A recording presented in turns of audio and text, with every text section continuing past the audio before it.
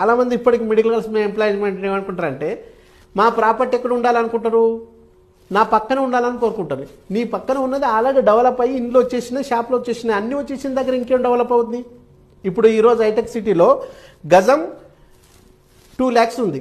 ఈ 2 lakhs దగ్గర నువ్వు పెట్టి ఏదన్నా ఇన్వెస్ట్మెంట్ చేసినా అది 4 lakhs కావడానికి ఎంత టైం పడుతుంది? దాదాపు 4 lakhs కావడానికి స్కోపే లేదు. ఎందుకంటే ఒకనొక దశకు వచ్చిన తర్వాత స్టాగ్నేట్ అవుతుంది. అదే తెలివిగల వాళ్ళు ఏం చేస్తారు, ఏమి డెవలప్ లేని చోట, బాగా డెవలప్ అయ్యేదానికి అవకాశం ఉన్న చోట గుర్తించి తీసుకుంటారు. కాబట్టి తక్కువ పెట్టుబడి పెట్టి ఎక్కువ లాభాలు ఆర్జించి వాళ్ళు కోటీశ్వరులు అవుతారు.